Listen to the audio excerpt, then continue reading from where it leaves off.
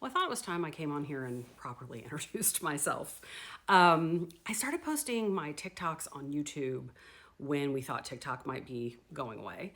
And then even after it became clear that it wasn't, some people on TikTok were like, hey, I really want to show your video to my friend, but they're not on TikTok. Can you post it on YouTube? And so I started doing that as well with the stuff that was sort of bigger and easier to follow.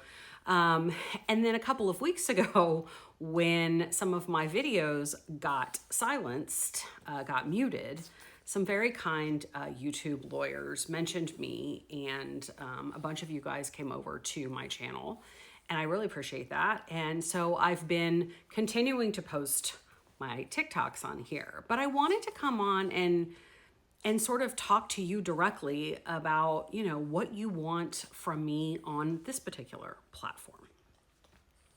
But first, let me tell you who I am. Let me tell you who you're listening to. So Not Actually Golden is like a family inside joke. There is no special meaning to it. I chose that username years ago on TikTok. I just lurked on TikTok for like 2.5 years and never posted anything. And so it wasn't supposed to mean anything. When the Baldoni Lively case started, and I got so frustrated at how off people were about how sexual harassment works and how retaliation works and how defamation and the First Amendment worked. I just got so angry that I was sitting in my car. I did a video and it went kind of viral, and then it just became something that I started doing.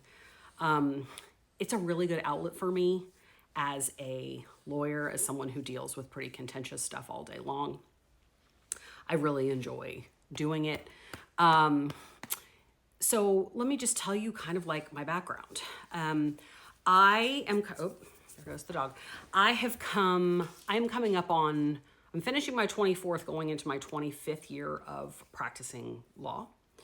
And in that entire time, I've always been a civil lawyer. I've never done criminal law even for one day. In the civil realm, I've done a lot of different things. I've been a commercial litigator in a regional firm. I have been in-house counsel. I have been a commercial litigator in a large national, and now I think international law firm. I have even been a professional fundraiser and not a lawyer for a time. I tend to need to always be learning something new. And so my career up till now has been me constantly sort of mastering something and then moving on to something else. So I'm not one of those lawyers who has like a really tight niche where like they only do one type of law. I just cannot live that way. My brain gets bored. But for the last 10 to 15 years or so, I would say the majority of my work, more than 50%, has been in employment law and including discrimination law, a lot of that.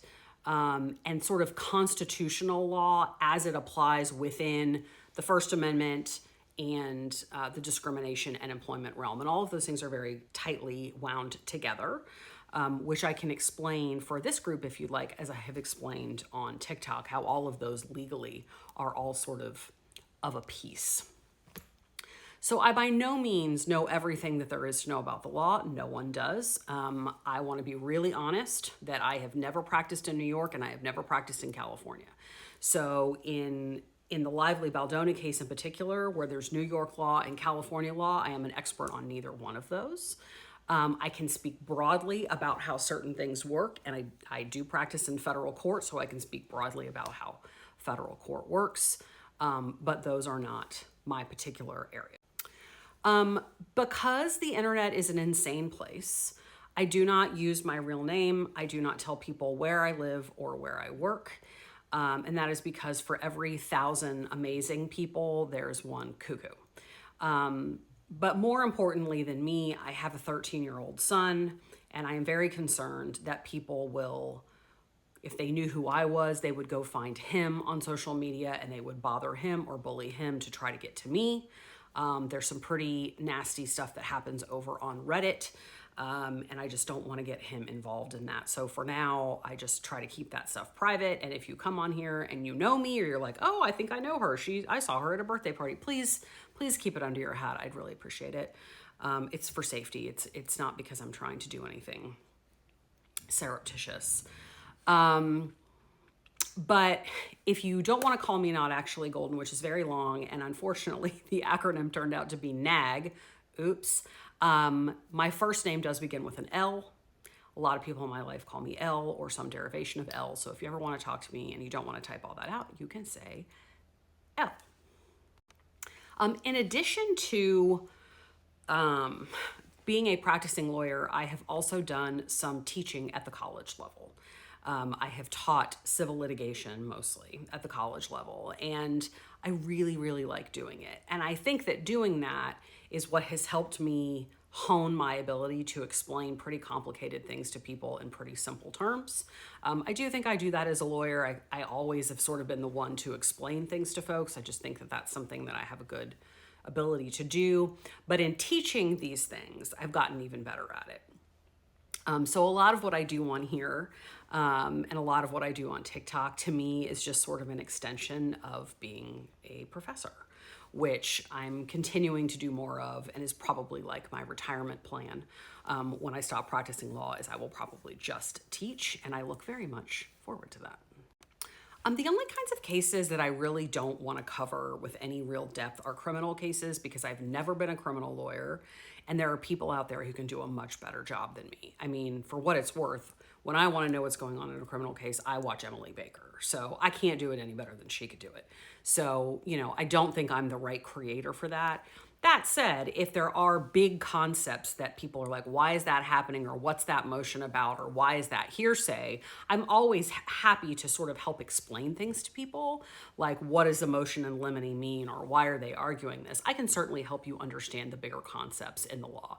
But in terms of like day-to-day criminal procedure, that's just not something that I think I should do, because there are people who can do it better than me, and I'm not as qualified as they are. I do sometimes, when there's an active trial, talk about evidence, just because the evidence code is the same in criminal court and civil court. There's not like a civil evidence code and a criminal evidence code. There's just the evidence code. So if people have particular questions about that, I will also speak about that sometimes. But most of the cases I talk about are civil. Lively Baldoni, I talk about the Drake versus UMG case, in which I have a huge conflict of interest. I'm a gigantic Kendrick Lamar fan. I'm going to his concert next week. I think Drake sucks. So I think the legal issues are very interesting, but I'm not going to lie, I am very biased in that one. I talk about Erica Girardi, which I've posted on here a little. I also have been talking about the 23andMe bankruptcy a little bit on TikTok. I don't know if there's interest here in that. But I try to talk about civil cases because that is what I know, and I think I can provide the most value on. So I really want to know what you guys want. I mean, I have not really used YouTube in this way, either as a creator or frankly, even as a viewer. I mostly use YouTube to like catch up on trials that are going on. I will watch criminal trials while I'm working, because it just helps to keep my mind spry about objections and legal arguments. I just like it as background music. But tell me what you guys want to hear. I mean, on TikTok, I'm a little bit all over the place. I do cover these civil cases as sort of my main coverage. I do also do fashion content on there. I'm a huge fashion person. I do interior design content on my house because I love to do renovations. I don't know if people are interested in that on a legal channel on YouTube. On TikTok, you can sort of put the two together and say like, hey, I've got a whole bunch of things going on in my life, and here's all the different sides of me. But I don't know if that's something that YouTube followers necessarily want. So let me know.